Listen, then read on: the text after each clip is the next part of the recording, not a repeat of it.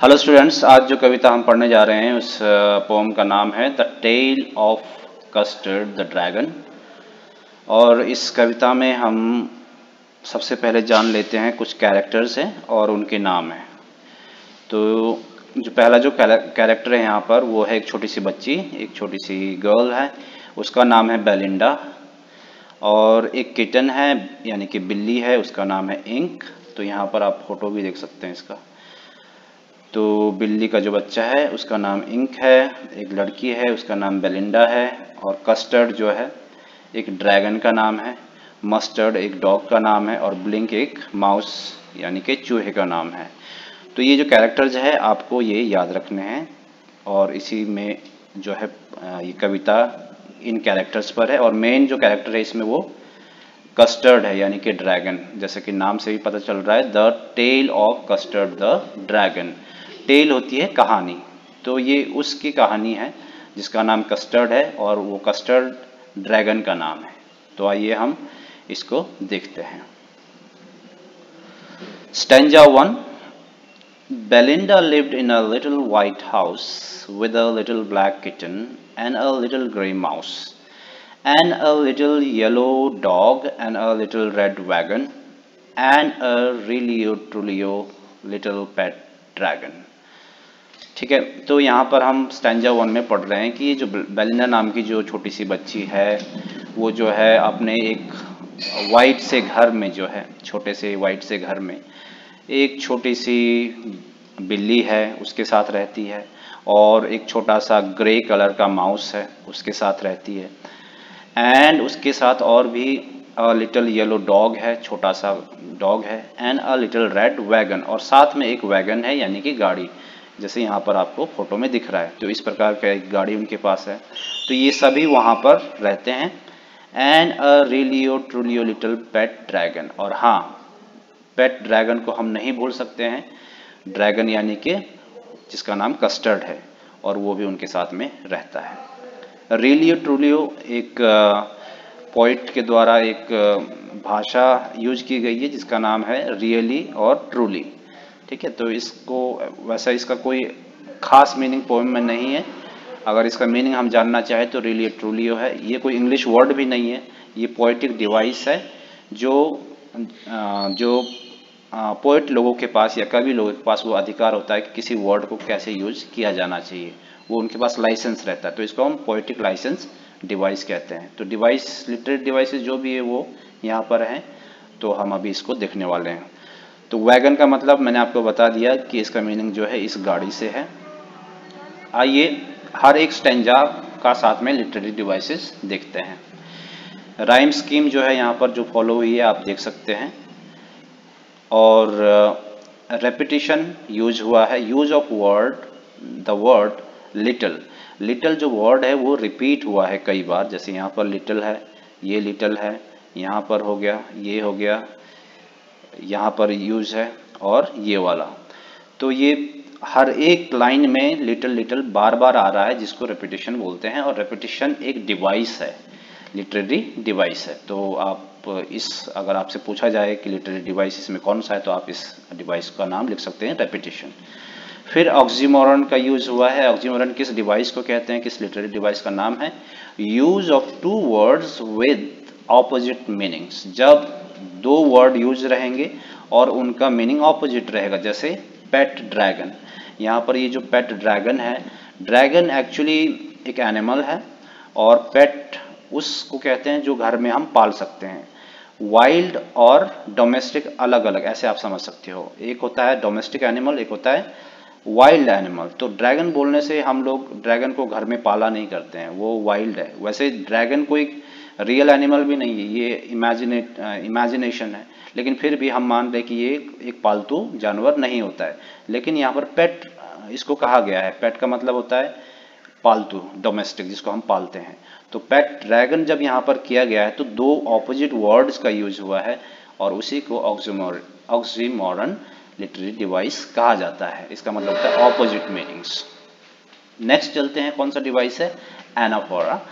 Repeated use of word at the start of two consecutive lines and a little and रिलियो। तो मैंने आपको पहले की कविता या पोएम्स में भी मैंने ये बात कही है, एनाफोरा जो होता है वो repetition of same word in the beginning of every fresh line होता है, ठीक है। जैसे कि यहाँ पर एंड आ रहा है और यहाँ पर भी एंड आ रहा है, यानी कि हर एक नई लाइन सेम वर्ड से शुरू हो रही है, उसे कहते हैं एनाफोरा डिवाइस। यहाँ पर ये जो लाइन शुरू हो रही है वो एंड से हो रही है, और यहाँ पर जो एक और नई लाइन शुरू हो रही है वो एंड से हो रही है, इसी को कहते हैं कि एनाफोरा डिवाइस। और जरूरी नहीं है कि वो वर्ड एंड ही हो, कोई और दूसरा वर्ड भी हो सकता है, लेकिन सेम होने चाहिए। एक से ज़्यादा बार जब भी आता है उसे एनाफोरा डिवाइस कहा जाता है। रिफ्रेन क्या होता है? रिफ्रेन भी एक प्रकार का रेपिटेशन ही है। Repetition of a sentence again and again. जब सेंटेंस अगेन और अगेन रिपीट होता है उसे रिफ्रेन कहा जाता है। जैसे एंड अ रिलियो ट्रूलियो, यहाँ पे लिखा है एंड अ रिलियो ट्रूलियो, और ये जो सेंटेंस है हर एक स्टेंजाज में आपको दिखाई देगा। तो रिफ्रेन डिवाइस यहाँ पर यूज है। पोएटिक लाइसेंस मैंने आपको ऑलरेडी बता दिया है कि ये जो वर्ड है, जैसे इंग्लिश के जो वर्ड्स होते हैं जो रियल में होते हैं उनको थोड़ा सा तोड़कर या मरोड़कर थोड़ा डिफरेंट स्टाइल से लिखा जाए, जो कि एक्चुअली वो होते नहीं है, उस स्टाइल से अगर लिख दे तो उसको हम कहते हैं पोएटिक डिवाइस या पोएटिक लाइसेंस, ठीक है।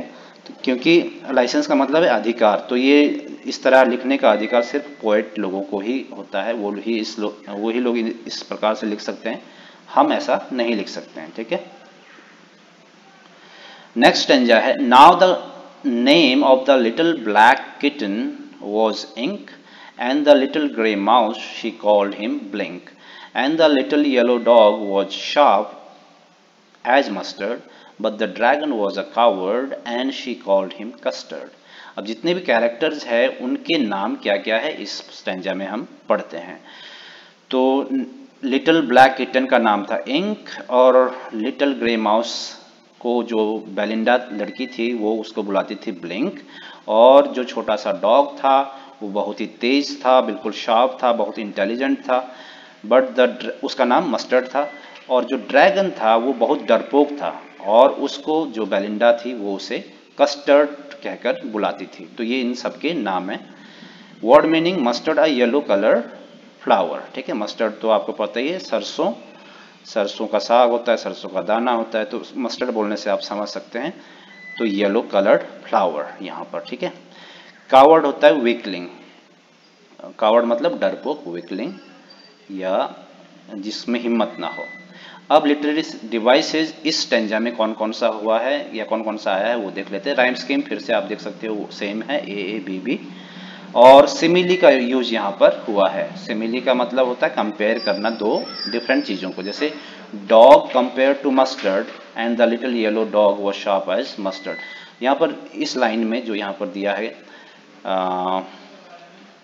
ये वाला कि and the little yellow dog was sharp as mustard, ये कंपेयर किया गया है डॉग को एक मस्टर्ड के साथ में, यानी कि दो अलग अनलाइक चीज है और उनको आपस में कंपेयर करना सिमिली कहा जाता है। और सिमिली को कंपेयर कैसे किया जाता है? एज या लाइक लगाकर। तो यहाँ पर जो वर्ड एज लगा है, लगा करके डॉग और मस्टर्ड के बीच में कंपेयर हुआ है। जब डायरेक्ट कंपेयर किया जाए उसे मेटाफोर कहा जाता है, और जब एज या लाइक वर्ड का यूज करके कंपेयर होता है उसे सिमिली कहा जाता है, ठीक है। सो नेक्स्ट जो लिटरेरी डिवाइसेस है वो है एलिट्रेशन। एलिट्रेशन होता है कॉन्सोनेंट साउंड का बार बार आना, जैसे coward and she called him custard. तो जो सी साउंड है वो बार बार आ रहा है। सी का साउंड यहाँ पर कॉ से है, तो कावर्ड से कॉ, कॉल्ड से क और कस्टर्ड से क। तो 3 बार क का साउंड रिपीट हो रहा है एक ही लाइन में, बार बार जो कॉन्सोनेंट साउंड आ रहा है उसे एलिट्रेशन कहते हैं। एनाफोरा मैंने इससे पहले के स्टेंजा में समझा दिया है, मतलब एक नए वर्ड का, कोई भी वर्ड का एक नए लाइन में, एक नए सेंटेंस में शुरुआत में यूज होना इज कॉल्ड एनाफोरा। तो यहाँ पर कौन सा है वो, and the little grey and the little yellow. तो इस स्टेंजा में भी एंड वर्ड का ही यूज हुआ है जैसे पिछले स्टेंजा में था। एंड यहाँ से शुरू हुआ है, नया लाइन बना रहा है, और एंड शुरू में ही है, और एक नई लाइन यहाँ से, एक नया सेंटेंस यहाँ से बन रहा है। तो इस प्रकार एनाफोरा का यूज यहाँ पर हुआ है। रेपिटेशन मैंने बता दिया, रेपिटेशन ऑफ वर्ड, जब कोई भी वर्ड रिपीट होता है तो उसे रेपिटेशन डिवाइस का नाम दिया जाता है, जैसे लिटिल यहाँ पर भी जैसे पिछले स्टैंजा में था। Stanza 3. Custard the dragon had big sharp teeth and spikes on top of him and scales underneath, mouth like a fireplace, chimney for a nose, and really you truly you daggers on his toes. तो अभी बात हो रही है custard dragon की। उसके जो दांत है वो शार्प है, बड़े दांत है, और उसकी पीठ पर कुछ स्पाइक्स है, नुकीली नुकीली चीज़ें हैं, और उसकी जो पेट है उसमें स्केल्स है। स्केल्स क्या होता है? Thin bony plates protecting the skin of fish and reptile. तो मछली के देखे होंगे स्किन में जो स्केल्स होती है उसको स्केल कहा जाता है। Mouth like a fire place, तो ड्रैगन का जो माउथ बताया गया है वो फायर प्लेस से कंपेयर किया गया है। चिमनी फॉर अ नोज, और उसका जो उसकी जो नाक है वो जो है उसे चिमनी कहा गया है। And really you truly you daggers on his toes, और उसके जो टोज है यानी कि उसके पैर के जो नाखून हैं वो डैगर्स की तरह है। डैगर्स एक चाकू होता है, एक शार्प नाइफ जिसको बोलेंगे, ठीक है। तो स्टैंजा 3 में हम देखते हैं कि कस्टर्ड के बारे में बताया गया है। राइम स्कीम लिटरेरी डिवाइसेस में, उसके बाद simile, dragons mouth is compared with fire place. तो सिमिली मैंने आपको जैसे कि पिछले स्टैंजा में बता दिया, कंपैरिजन होता है और यूज होता है एज और लाइक वर्ड का। तो यहाँ पर लाइक वर्ड यूज है, लाइक अ फायर प्लेस। तो एक ड्रैगन के माउथ को जो है कंपेयर किया गया है फायर प्लेस से, तो यहाँ पर यूज हुआ है simile device. Refrain, repetition of sentence again and again, really truly जो सेंटेंस है वो बार बार आ रहा है, तो रिफ्रेन जो लिटरेरी डिवाइस है उसका यूज हुआ है। मेटाफोर, डायरेक्ट कंपैरिजन होता है, जैसे चिमनी फॉर नोज, तो यानी कि उसकी जो नाक है वो चिमनी है ऐसा कहा गया है। तो यहाँ पर डायरेक्ट कंपैरिजन हुआ है जिसे हम मेटाफोर कहते हैं। मेटाफोर और सिमिली में क्या अंतर होता है? सिमिली में एज और लाइक वर्ड का इस्तेमाल करके कंपैरिजन किया जाता है, जबकि मेटाफोर में डायरेक्ट बिना एज और लाइक को यूज किए डायरेक्ट कंपैरिजन किया जाता है। तो यहाँ पर इसके वर्ड मीनिंग है, देख लीजिएगा। Next stanza, stanza 4. Belinda was as brave as a barrel full of bears, and ink and blink chased lines down the stairs. Mustard was as brave as a tiger in a rage, but Custard cried for a nice safe cage. जो Belinda थी वो इतनी बहादुर थी जैसे कि वो full of barrel हो। जो बैरल होता है वो बंदूक की नली को कहते हैं, ठीक है। तो जैसे कि गन होता है उसकी जो नली होती है, उसका जो पाइप होता है उसे बैरल कहा जाता है। मानो कि उसमें क्या हो, बेयर्स हो। बेयर्स जो है यहाँ पर भालू को कहा गया है, लेकिन भालू से मतलब यहाँ पर है हिम्मत या साहस या ब्रेवरी। तो वो जो बेलिंडा थी वो फुल ऑफ ब्रेवरी थी in short. And Ink and Blink chased lions down the stairs, और इंक और जो ब्लिंक थे ये दोनों, जो शेर है उसको भी, जो जिसको जंगल का राजा कहा जाता है, उसको भी वो चेस करके भगा सकते थे down the stairs. Mustard was as brave as tiger in a rage, जब टाइगर को गुस्सा आता है तो वो कितना आक्रामक और खूंखार बनता है या होता है, वैसा ही ब्रेव और खूंखार मस्टर्ड था, जो डॉग है। But Custard cried for a nice safe cage, but जब हम बात करते हैं कस्टर्ड उस ड्रैगन की, तो ये हमेशा एक सुरक्षित स्थान की ओर जाता था। वो ढूंढता रहता था कि कहाँ पर सुरक्षित स्थान है, बहुत डरपोक था, बहुत ही सेफ जगह को वो ढूंढने की कोशिश करता था। लिटरेरी डिवाइसेस में सेम ही है सभी में। एलिट्रेशन, यहाँ पर Belinda was as brave as a barrel full of bears, तो बी जो कॉन्सोनेंट है ये बार बार आ रहा है, तो एलिट्रेशन का यूज हुआ है। सिमिली, यहाँ पर Belinda's bravery is compare to that of barrel full of bears, तो बेलिंडा की जो ब्रेवरी है उसको बैरल फुल ऑफ बेयर से कंपेयर किया गया है, और यहाँ पर सिमिली का यूज हुआ है वर्ड एज का इस्तेमाल करते हुए, ठीक है। Next stanza, okay. स्टैंजा 5 में हम देख रहे हैं कि Belinda tickled him, she trickled him unmerciful, ink, blink and mustard, they rudely called him Percival. They all sat laughing in the little red wagon at the really truly cowardly dragon.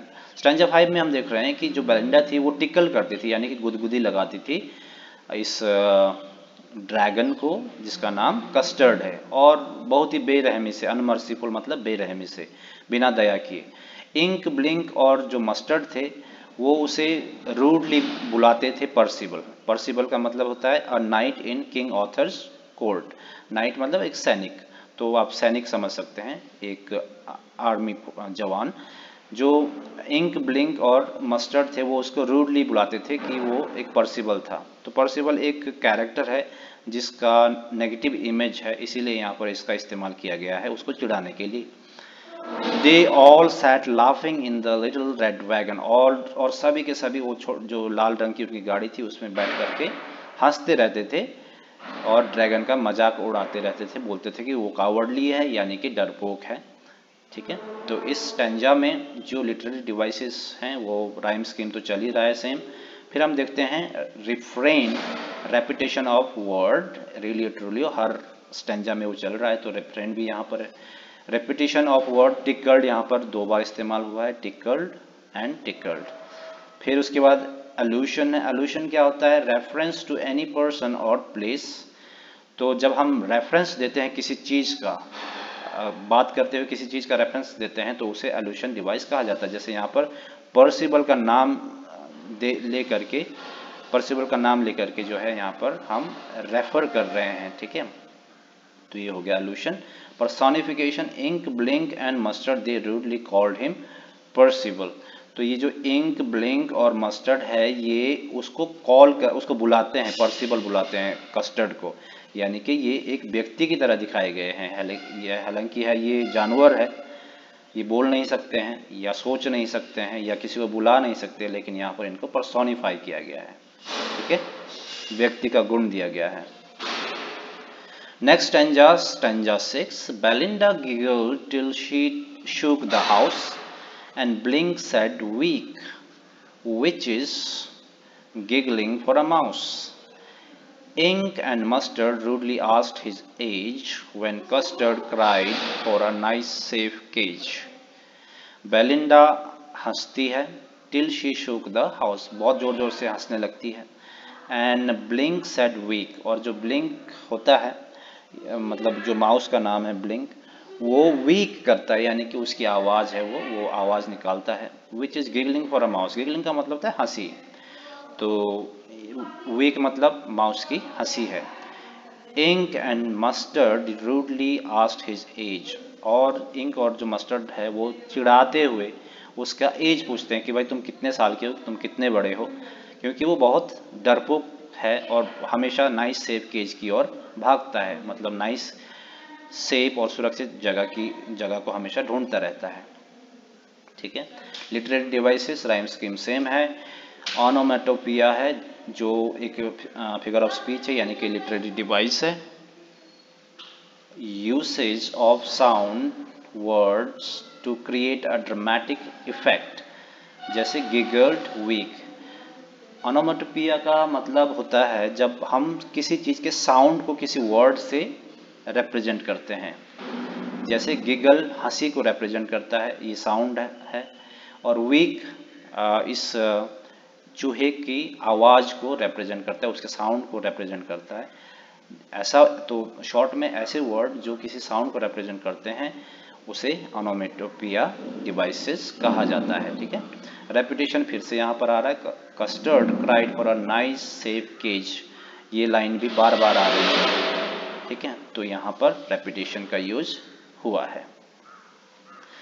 Stanza 7.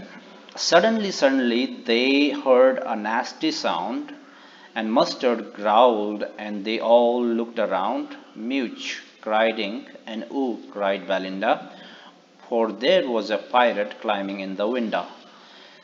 तो अचानक से क्या होता है कि वो सब लोग हंसी मजाक कर रहे होते हैं, मतलब उसका मजाक उड़ा रहे होते हैं, कर ही रहे होते हैं, उसका मजाक उड़ा ही रहे होते हैं कि उनको एक आवाज़ सुनाई देती है, एक नेस्टी साउंड उनको सुनाई देती है, बहुत अनप्लेजेंट बुरा सा sound. And Mustard growled and they all looked around. जो मस्टर्ड होता है ये ग्राउल करता है, मस्टर्ड डॉग का नाम है, और ये थोड़ी सी आवाज़ करता है गुर्राने की, ग्राउल करता है और अपने इधर उधर चारों तरफ देखता है। म्यूच करती है बिल्ली, और वो भी मतलब डर जाती है। ऊ क्राइड बेलिंडा, और बेलिंडा भी थोड़ा सा घबरा जाती है और आवाज़ करती है। For their was a pirate, क्योंकि वो सब लोग इसलिए ऐसा कर रहे होते हैं, उनका रिएक्शन इसलिए ऐसा होता है क्योंकि वहाँ पर वो देखते हैं एक पायरेट। पायरेट होता है समुद्री लुटेरा, ऐसे लुटेरे जो समुद्री जहाज को लूटते हैं, तो वो पायरेट कहा जाता है समुद्री डाकुओं को। क्लाइंबिंग इन द विंडो, वो देखते हैं कि वो खिड़की में से चढ़ रहा है, ऊपर की ओर बढ़ रहा है। तो विंडा यहाँ पर फिर से पोएटिक डिवाइस है, पोएटिक लाइसेंस है। विंडो को विंडा लिखा गया है, जो अधिकार सिर्फ और सिर्फ पोएट के पास होता है। ठीक है, सोलिटरी डिवाइसेस में देख लेते हैं सबसे पहले कॉन्सोनेंट्स। अब राइम स्कीम हम नहीं देख रहे हैं क्योंकि बार बार सेम ही राइम स्कीम है। कॉन्सोनेंट्स क्या होता है? Use of consonant sound S S, ठीक है, द हर्ड द नेस्टी साउंड। तो यहाँ पर जो वर्ड एस है ये बार बार साउंड आ रहा है, कॉन्सोनेंट का साउंड बार बार आना, लेकिन कहाँ पर आना? कहीं पर भी, जैसे सौ यहाँ पर है, शुरुआत में सौ है, फिर उसके बाद सौ बीच में, वर्ड के बिल्कुल बीच में, फिर दूसरा सौ वर्ड के शुरुआत में लेटर है। तो ये जो कॉन्सोनेंट साउंड है ये लेटर के कहीं भी आ सकता है। एलिट्रेशन में क्या होता है? शुरुआत में आना चाहिए हर वर्ड की शुरुआत में, तब उसको एलिट्रेशन कहा जाता है। लेकिन कॉन्सोनेंट्स में भी कॉन्सोनेंट का ही साउंड आता है, लेकिन वो साउंड लेटर के मतलब वर्ड के कोई भी लेटर का साउंड हो सकता है। वो बीच से भी आ सकता है, साइड से भी आ सकता है, और लास्ट वर्ड भी हो सकता है। जैसे इसमें हम देख रहे हैं 100 वर्ड की शुरुआत में, यहाँ पर भी शुरुआत में, लेकिन यहाँ पर बीच में वर्ड के, और यहाँ पर शुरुआत में। तो इस प्रकार के यूज को हम कॉन्सोनेंट्स कहते हैं, जिसमें लिटरेरी डिवाइसेस कॉन्सोनेंट्स का यूज हुआ है। ऑनोमेटोपिया मैंने आपको बता दिया है, ये साउंड होते हैं।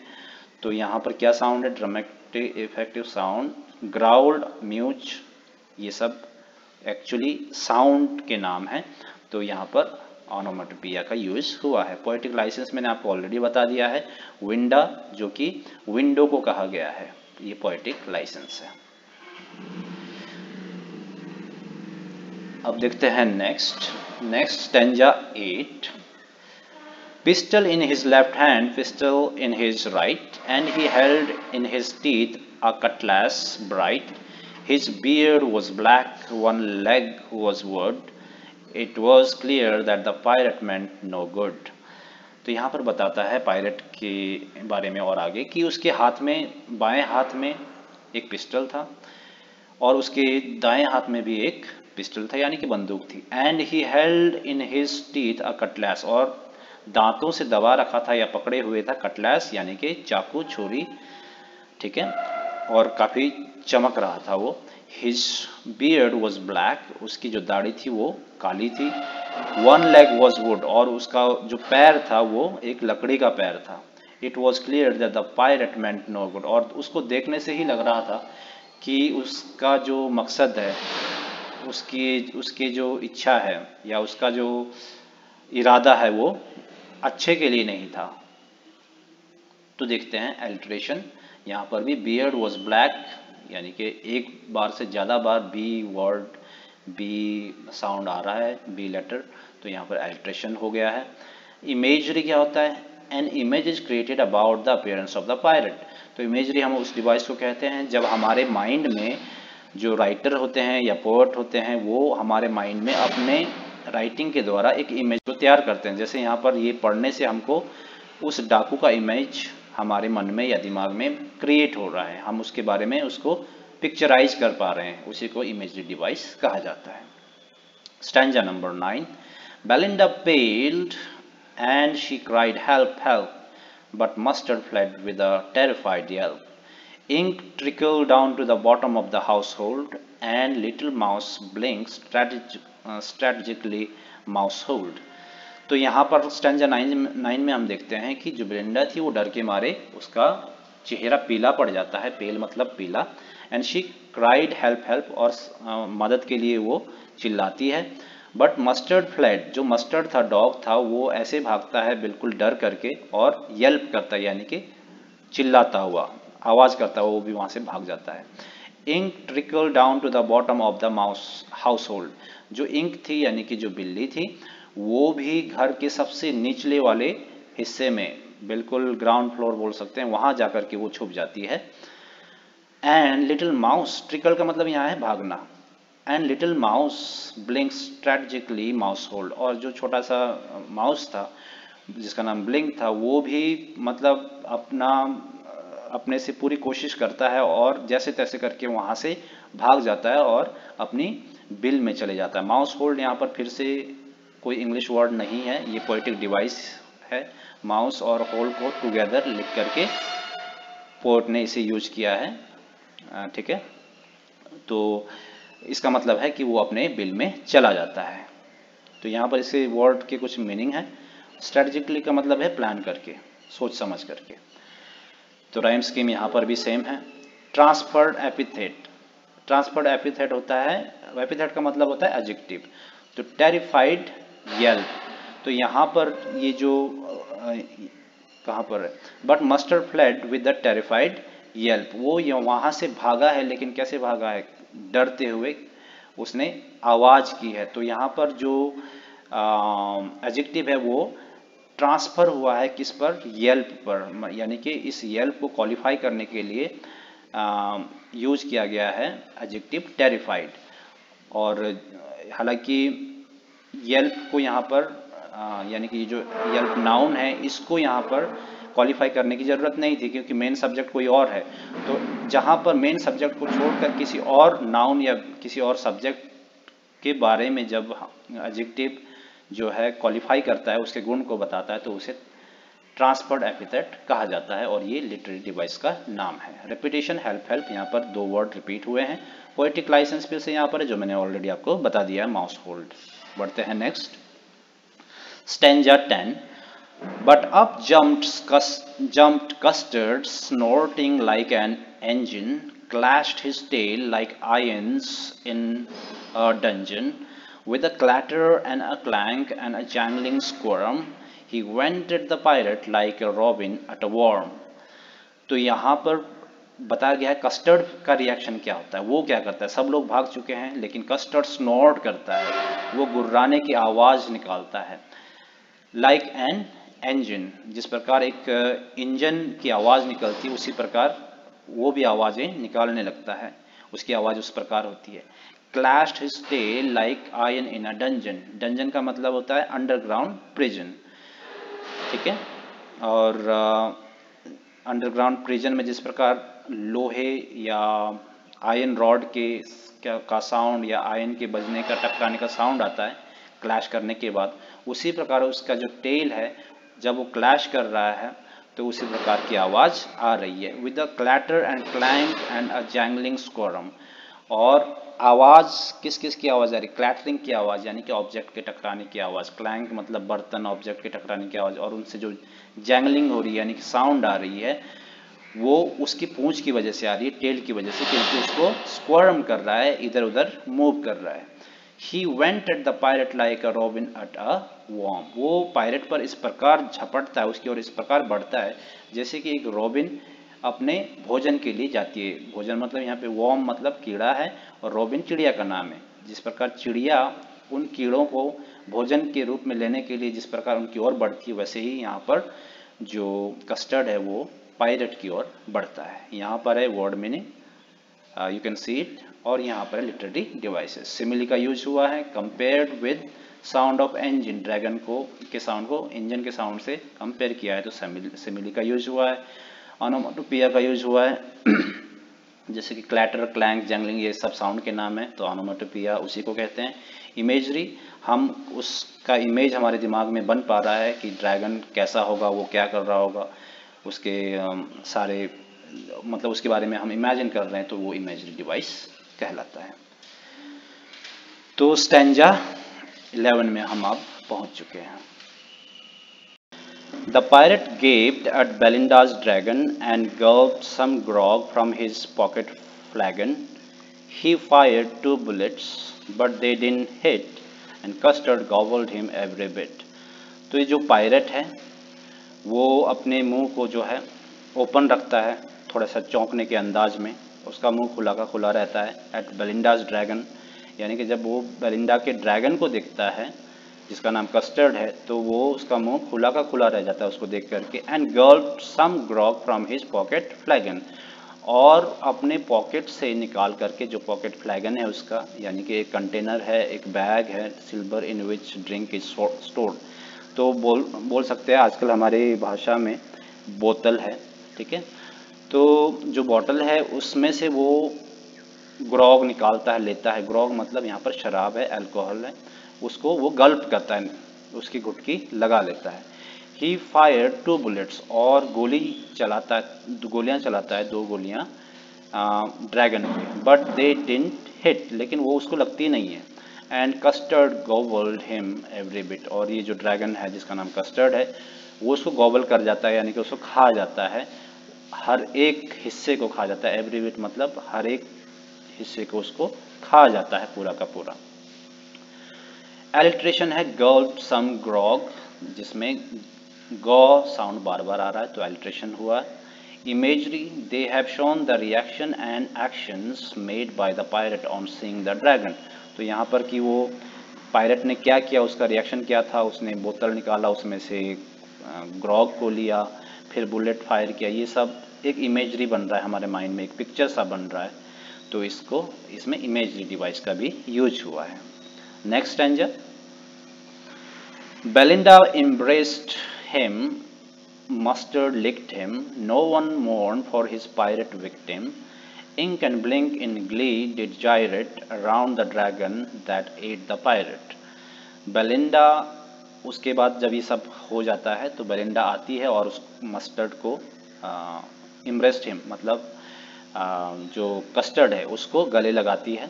मस्टर्ड लिप्ड हिम, और मस्टर्ड भी आकर उसको चाटने लगता है। ये डॉग है, ठीक है, मस्टर्ड डॉग है। No one mourn for his pirate victim, और कोई भी दुख नहीं मना रहा होता है पायरेट के मरने पर। And Ink and Blink in glee did gyrate, और जो इंक और ब्लिंक होते हैं वो खुशी में, ग्ली मतलब खुशी और जायरेट मतलब गोल गोल घूमना, तो around the dragon that at the pirate, जिस ड्रैगन ने पायरेट को खाया होता है, खा लिया होता है ना, उसको ख़त्म कर लिया होता है, उस ड्रैगन के चारों तरफ इंक और ब्लिंक क्या करते हैं, गोल गोल घूमने लगते हैं खुशी के मारे। तो ये सब इसके मीनिंग है, word meaning. Rhyme scheme same है। एलिट्रेशन ग्ली डिड जायरेट, तो यहाँ पर फिर से क्या है, गौ का साउंड बार बार आ रहा है, ठीक है। नहीं, ये यहाँ पर थोड़ा सा गलत है, ये एलिट्रेशन यहाँ पर नहीं है, ग्ली डिड जायरेट होगा, ना कि गायरेट होगा, तो यहाँ पर ये गलत लिखा गया है, so please don't mind it, इसको अवॉइड कीजिए, एलिट्रेशन ये वाला नहीं है। आगे देखते हैं next, assonance, use of vowel sound O. Assonance क्या होता है, जैसे कॉन्सोनेंस में कॉन्सोनेंट साउंड का बार बार आने को कॉन्सोनेंस कहा जाता है, उसी प्रकार असोनेंस जब वावल साउंड बार बार आता है तो उसको असोनेंस कहा जाता है। तो ओ साउंड हम बार बार देख रहे हैं, जैसे one mourn for, use of vowel sound I, Ink and Blink in glee did, तो यहाँ पर इस लाइन में आई साउंड बार बार आ रहा है, यानी कि जो वावल लेटर आई है वो बार बार आ रहा है, और ऊपर वाले में ओ आ रहा है, यहाँ पर ओ, और यहाँ पर आई साउंड आ रहा है, इसको कहते हैं असोनेंस। तो ये डिवाइस यहाँ पर यूज हुई है। Stanza next 13, but presently up spoke little dog mustard, पर अब बोलने की कोशिश करता है डॉग। सबसे पहले डॉग बोल पड़ता है, वो क्या कहता है, I'd have been twice as brave if I hadn't been flustered. Flustered का मतलब होता है अपसेट और confused, ठीक है, मतलब पजल हो जाना। तो वो वहाँ पर आकर के बहाने करने लगता है, अब सब ठीक ठाक हो गया है, पायलट नहीं रहा। तो ये जो डॉग है वो आता है, बोलता है कि मैं तो जितना बहादुर मैं हूँ उसका दुगना बहादुर मैं होता, यदि मैं उस समय थोड़ा सा कंफ्यूज ना हो जाता, थोड़ा सा फ्लस्टर्ड ना हो गया होता, तो मैं अपने से जितना मैं बहादुर हूँ, जिस बात के लिए मैं जाना जाता हूँ, उससे डबल बहादुर मैं होता या साहसी होता। And up spoke Ink and up spoke Blink, we'd have been 3 times as brave we think, as Custer said, I quite agree। तो सभी लोग बोलने लगते हैं, इंक ब्लिंक ये सभी बोलते हैं कि भाई मैं तो और भी, तुम तो क्या डबल बहादुर होते या साहसी होते हैं, हम तो थ्राइस होते यानी कि 3 टाइम्स होते, तिगुना होते ब्रेव, यदि हम वहाँ पर थोड़ा सा उस समय भाग न लिए, घबरा ना जाते। तो ये सभी अब बोलने लग जाते हैं। एंड कस्टर्ड सेड, और कस्टर्ड उन सब की बातों को सुनता है, बोलता है हाँ हाँ ठीक है, मैं तुम सबसे अग्री करता हूँ, मैं सब तुम्हारी बात को मानता हूँ, तुम सही बोल रहे हो। That everybody is braver than me, हाँ मैं ये मानता हूँ कि हाँ तुम सभी बहादुर हो और मेरे से भी ज़्यादा बहादुर हो। तो राइम स्कीम यहाँ पर सेम है और कोई लिटरेरी डिवाइस हम यहाँ पर नहीं देख रहे हैं। स्टैंजा 14, बेलिंडा स्टिल लिव्स, और ये लास्ट स्टैंजा है इस पोएम का। Belinda still lives in her little white house with her little black kitten and her little grey mouse, and her little yellow dog and her little red wagon and her Trulio little pet dragon. Belinda is as brave as a barrel full of bears, and Ink and Blink chase lines down the stairs. Mustard is as brave as a tiger in a rage, but Custard keeps crying for a nice safe cage. तो यहाँ पर अब फिर अंत हो रहा है इस कविता का, और यहाँ पर बोलती है कि बेलिंडा आज भी क्या है, उन सभी जितने भी पेट थे उसके, उन सब के साथ वो रहती है उस छोटे से वाइट हाउस में। और उसके पास कौन कौन है, ब्लैक किटन है, ब्लैक बिल्ली है यानी कि एक ग्रे माउस है, उसके पास एक येलो डॉग है, और उसके साथ पास एक रेड वैगन है जहाँ पर वो सब लोग बैठते हैं, और साथ में है एक डरपोक ड्रैगन जिसको वो चिढ़ाया करते थे, अभी भी वो साथ में रहते हैं। और बेलिंडा कैसी है, फुल ऑफ बेयर्स है, full of barrel of bears है, यानी कि उसकी हिम्मत बहुत ज़्यादा है और बहुत साहसी है। एंड इंक एंड ब्लिंक जिस लाइंस डाउन, और वो इंक और ब्लिंक भी ऐसे हैं अगर शेर भी आ जाए तो उसको भी वो भगा सकते हैं। Mustard is as brave as tiger in a rage, और मस्टर्ड जो डॉग है वो भी बहुत ही बहादुर है, इतना खूंखार है कि जब टाइगर को हम देखते हैं गुस्से में और वो कितना खतरनाक दिखता है, उतना खतरनाक ही मस्टर्ड है।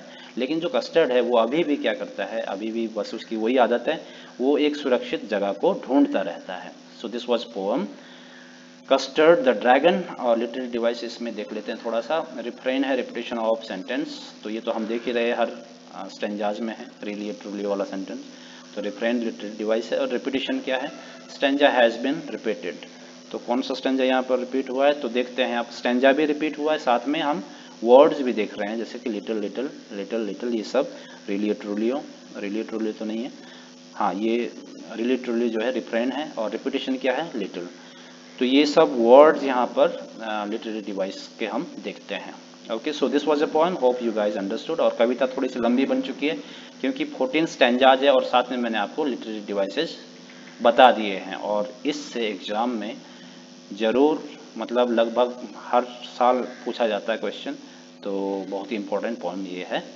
Thanks for watching, will see you in the next video.